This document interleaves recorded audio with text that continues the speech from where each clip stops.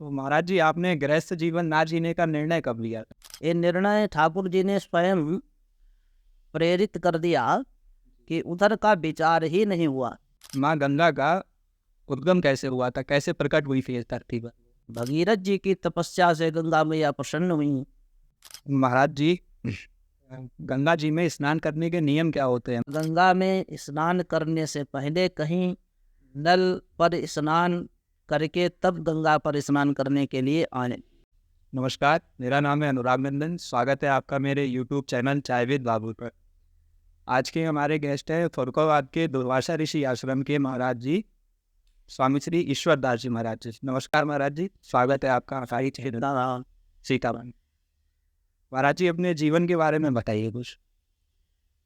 यद्यपि राम जी जीवन चरित्र और जीवन परिचय जी।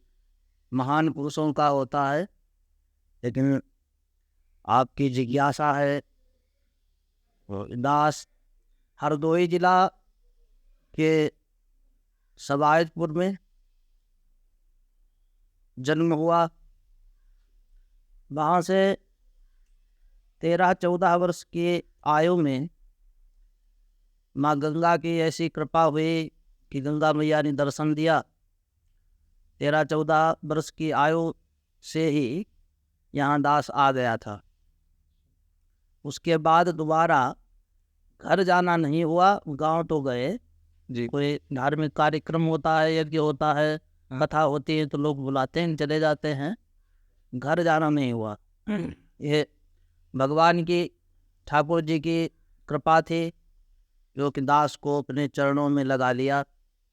यद्यपि दास में ये पात्रता तो नहीं थी, ये लायक नहीं था। जिला हरदोई से और फर्रुखाबाद, हरदोई जन्मभूमि रही और फर्रुखाबाद मानो तो कर्म भूमि। फर्रुखाबाद ने ही हमें सब कुछ दिया, फर्रुखाबाद से ही हमारी पहचान हुई। यद्यपि इसमें हमें जहाँ तक फर्रुखाबाद कहने में थोड़ा संकोच होता है। ठाकुर जी कृपा करें, फर्रुखाबाद न कहना पड़े, फर्रुखाबाद का नाम बदल जाए और इसका जो पुराना इतिहास रहा है वो इनको, हमारे जिला को जो है पुरानी पहचान मिले, ऐसी ठाकुर जी कृपा करें। तो पुराने इतिहास के हिसाब से फरुखाबाद का नाम क्या होना चाहिए? पुराने इतिहास के हिसाब से फर्रुखाबाद का नाम विराटनगर हो सकता है, पांचाल नगर हो सकता है, भीष्मनगर हो सकता है। ये इतिहास यहाँ पर मिले। तो महाराज जी, आपने गृहस्थ जीवन ना जीने का निर्णय कब लिया था? ये निर्णय हमने लिए ही नहीं, ये निर्णय ठाकुर जी ने स्वयं प्रेरित कर दिया कि उधर का विचार ही नहीं हुआ। निर्णय और अनिर्णय की स्थिति आई ही नहीं। दास बाल्यावस्था से ही, समझो 13-14 वर्ष की उम्र में ये कहाँ निर्णय होता है। हाँ। तो वहाँ से ही निकल आए, ठाकुर जी की कृपा हो गई, कभी उधर का विचार ही नहीं हुआ। तो निर्णय की स्थिति नहीं आई, ये ठाकुर जी की कृपा से संभव हुआ, अन्यथा हमारे पुरुषार्थ का विषय नहीं है। और आपने घर त्यागने के बाद कहाँ ठहरे थे? हाँ, घर त्यागने के बाद में तो यही जगह रही हमारी मेन। वैसे कुछ समय तक दास की शिक्षा मैनपुरी में हुई है, संस्कृत विद्यालय में। जी। श्री एकरसानंद संस्कृत महाविद्यालय है मैनपुरी में। तो वहाँ कुछ समय दास रहा। उसके बाद में यहाँ का जो वातावरण, माँ गंगा का परम पावन तट, ये हमको फिर खींच लाया पुनः। कहीं और अन्यत्र कहीं मन ही नहीं लगा। यहाँ तक कि मैनपुरी से हटने के उपरांत फिर दास ने पूरे भारत का भ्रमण किया। उत्तराखंड के चारों धाम पैदल किए, बद्री, केदार, गंगोत्री, जमुनोत्री, गौमुख तक सब पैदल हुआ। इधर नेपाल की पहाड़ियों में पैदल चीन के बॉर्डर तक गए, हिमाचल प्रदेश, पूरा भारत भ्रमण हुआ। कहीं मन को वो शांति नहीं मिली जो शांति माँ गंगा के यहाँ इस पावन परम तट पर मिली। या तो शांति यहाँ मिली दास को, या फिर शांति चित्रकूट के जंगलों में मिली। दास कुछ समय तक चित्रकूट के जंगलों में भी रहा, लगभग 1 वर्ष तक 1 वर्ष से। चित्रकूट के जंगल में भी रहे।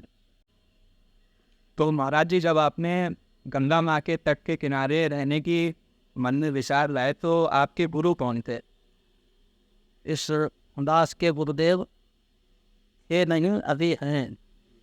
वैसे भी शिष्य के लिए गुरुदेव कभी साथ नहीं छोड़ते हैं। हाँ, गुरुदेव सदैव जिनके शरीर से गुरुजन नहीं भी रहते हैं, उनके गुरुजन विचार रूप में, गुरु एक विचार है, शिष्य के साथ में विचार के रूप में रहते हैं।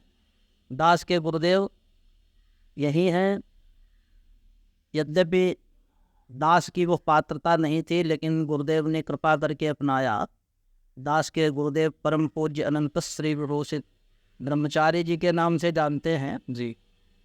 पूरा नाम गुरुदेव का अनंत श्री विभूषित श्री 1008 श्री ओंकार दास ब्रह्मचारी जी महाराज, जो कि यदि दास उन्हीं की छत्र छाया में, उन्हीं के चरण शरण में रह करके साधना और उनकी आज्ञा का पालन हो रहा है।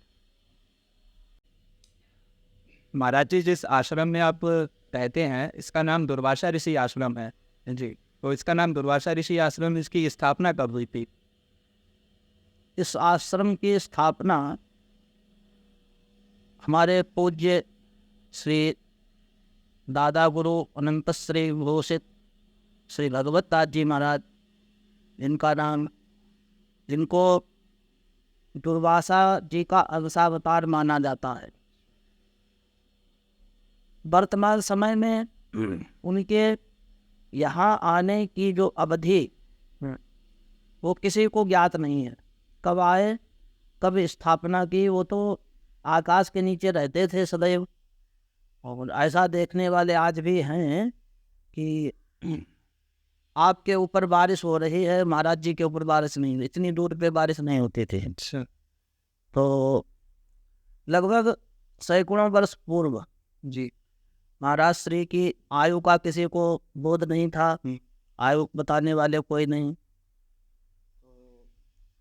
हाँ, निर्वाण थी महाराज श्री की जो है वो सन 1979 में महाराज जी का निर्वाण हुआ। सैकड़ों वर्ष पूर्व इस आश्रम की स्थापना हुई जी। और सन 1979 में महाराज जी का निर्वाण हो गया। उसके बाद में उनकी कृपा से ही ये यहाँ पर परमार्थ के रूप में गौ सेवा, संत सेवा परमार्थ के रूप में उन्हीं की कृपा से संपन्न हुआ। महाराज जी, माँ गंगा का उद्गम कैसे हुआ था, कैसे प्रकट हुई थी इस धरती पर? माँ गंगा का अवतरण परम पावन हमारे मर्यादा पुरुषोत्तम राम जी, उन्हीं के कुंड में उत्पन्न कई पीढ़ी पूर्व उनके जो पूर्वज थे, कपिल मुनि के श्राप से गंगा सागर में भस्म हो गए। कपिल मुनि के श्राप से भस्म होने के उपरांत उनका उद्धार कैसे हो, परम पावन पवित्र सूर्यवंश, और उस सूर्यवंश में अनेकों प्रतापी राजा हुए और उन राजाओं ने माँ गंगा को पृथ्वी पर लाने के लिए कठोर तपस्या की, लेकिन वो सफल नहीं हुए। उन्हीं के कुल में श्री भगीरथ जी महाराज, इस बीच में कई पीढ़ी तपस्या करते करते उनका उद्भव और लय हुआ, लेकिन गंगा मैया प्रकट नहीं हुई। भगीरथ जी की तपस्या से गंगा मैया प्रसन्न हुई। इस बीच में लाखों वर्ष व्यतीत हो गए और भगीरथ जी महाराज गंगा मैया को गंगा सागर में लाए। अब समझो, लाखों वर्ष व्यतीत होने के उपरांत गंगा मैया को भगीरथ जी के पूर्वजों का जो शरीर है उसका कोई कणभर अंश मिला होगा। और गंगा मैया ने उनका उद्धार कर दिया। तो गंगा मैया का ये महत्व है कि गंगा में किसी की अस्थि अथवा शरीर का कुछ भी भाग यदि पहुंच जाता है तो उनका कल्याण हो जाता है। और भगीरथ की तपस्या से माँ गंगा का अवतरण इस धराधाम पर होता है और उनके पूर्वजों का माँ गंगा उद्धार करती है। गंगा मैया की ये विशेषता है, गंगा गंगेति यो ब्रूयात् योजना नाम सतैरपि मुच्यते सर्व पापम विष्णुलोकम सगच्छति। गंगा गंगा ऐसा उच्चारण करते हुए यदि कोई कीर्तन करता है 100 योजन दूर भी, तो गंगा मैया उसका कल्याण करती हैं, उद्धार करती हैं। ये गंगा मैया की विशेषता है और वो भगवान विष्णु के लोक को सदैव भी जा सकता है, इतनी सामर्थ्य माँ गंगा में है। महाराज जी, गंगा जी में स्नान करने के नियम क्या होते हैं? मतलब किस तरीके से हम लोग स्नान कर सकते हैं? बहुत बढ़िया आपने बात पूछी। ये प्रश्न जो है, मैं इतने प्रश्न किए हैं, इन सब प्रश्नों में एक प्रश्न हमें गदगद कर रहा है। ऐसा पूछने वाला अभी तक कोई हमारे पास नहीं आया जो आपने प्रश्न किया। माँ गंगा में स्नान करने के नियम हैं। सर्वप्रथम तो सबसे पहला नियम है कि हम माँ गंगा में स्नान करने से पहले कहीं नल पर स्नान करके तब गंगा पर स्नान करने के लिए आए। सबसे पहला नियम यह है कि हम घर से स्नान करके आए तब गंगा में स्नान करें। और उसमें भी गंगा में साबुन का प्रयोग न करें। जो वर्तमान समय में साबुन, निरमा इत्यादि आते हैं, केमिकल, इनका प्रयोग न करें। उससे गंगा मैया की पवित्रता भंग होती है। यद्यपि गंगा मैया की पवित्रता तो कोई भंग नहीं कर सकता है, अपने को स्वयं ही अपराध दे लेगा, क्योंकि गंगा मैया तो परम पवित्र है। सुगर अशुभ सलिल सब बहाई, सुरसद को अपनीत न कहाई। कितने गंदे नाले गंगा में आते हैं, ये इसके जिम्मेदार भी हम ही लोग हैं, समाज है। लेकिन गंगा मैया जो है परम पवित्र रहती हैं और पवित्र करती हैं। फिर भी हम केमिकल का प्रयोग न करें। माँ गंगा के तट पर और गंगा जी में स्नान करके आए। और अधो वस्त्र को भी नहीं धुलना चाहिए। कुछ लोग गंगा जी में कुल्ला करने लगते हैं, कुल्ला भी नहीं करना चाहिए। हाँ, वस्त्रों को भी जो है गंगा में न धुले। वस्त्र अपने ले जा करके नल इत्यादि पे। हम तो गंगा जी के किनारे इतना समय हो गया, लगभग 25 वर्ष करीब, तो कभी वस्त्र गंगा जी में नहीं धुले। इन सावधानियों की सर्वाधिक आवश्यकता है। और एक आवश्यकता है, यहाँ लोग आकर के गंगा के किनारे व्यसन करते हैं, जैसे पान, पुड़िया, गुटखा, ये तो एक साधारण हो गया है। अब तो गंगा के किनारे आकर के लोग शराब भी पीते हैं। निश्चित विचार कर लें आप सब लोग, अन्यत्र कहीं भी हम यदि पापाचार करके हमारे द्वारा पाप होता है तो वो पाप गंगा मैया के दर्शन मात्र से नष्ट हो जाता है। लेकिन हम जो गंगा जी पर आकर के पाप करते हैं, ये विश्व ब्रह्मांड में कहीं भी जाएं, ये पाप नष्ट होने वाला नहीं है। हमारे धर्म ग्रंथों में कहा गया, अन्य क्षेत्रे कृतम पापम तीर्थ क्षेत्रे विनश्यति, लेकिन तीर्थ क्षेत्र कृतम पापम वज्र लेपो न संशयः। तीर्थ में किया हुआ पाप वज्र के सदृश हो जाता है, वो कहीं भी नष्ट होने वाला नहीं है। बहुत बड़ी सावधानी की आवश्यकता है। गंगा पे आकर के, यह एक तीर्थ है, सर्व तीर्थमयी गंगा, कलियुग का परम परम तीर्थ है माँ गंगा। गंगा के पास आकर के ऐसे अपराध न करें। ये 4 महापाप हैं, इनका कोई प्रायश्चित नहीं है, कोई विकल्प, कोई परिहार नहीं है इन पापों से छूटने का। वो क्या है? प्रथम ब्रह्म हत्या, ब्रह्म हत्या और सुरापानम। सुरापानम का मतलब होता है शराब पीना। अस्तेय मीन्स होता है चोरी, चोरी न करें। चोरी करने वाला भी उतना ही बड़ा पापी होता है। और व्यभिचार, ये 4 पाप जो है महापाप कहे गए, इनका कोई प्रायश्चित धर्म ग्रंथों में नहीं है। और वर्तमान समय में बड़ी विडंबना है कि ये चारों पापों में ही सर्वाधिक व्यक्ति संलिप्त रहते हैं।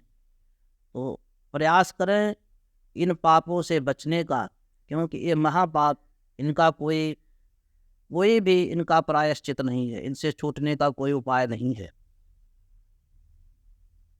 जैसा अभी आप सभी लोगों ने महाराज जी से सुना था कि गंगा जी सिर्फ एक नदी ही नहीं, गंगा जी हमारी माँ भी हैं। तो आप लोगों से ये अनुरोध है कि जब भी आप गंगा जी के तट पर आएँ तो विधि पूर्वक ही उन स्नान करें उसमें, तथा अपने वस्त्र ना धुलें, और अज्ञानता में भी किसी भी नशे का, किसी भी मसाले का पान वहाँ पर ना करें। महाराज जी, आप हमारी ऑडियंस को कोई संदेश देना चाहेंगे?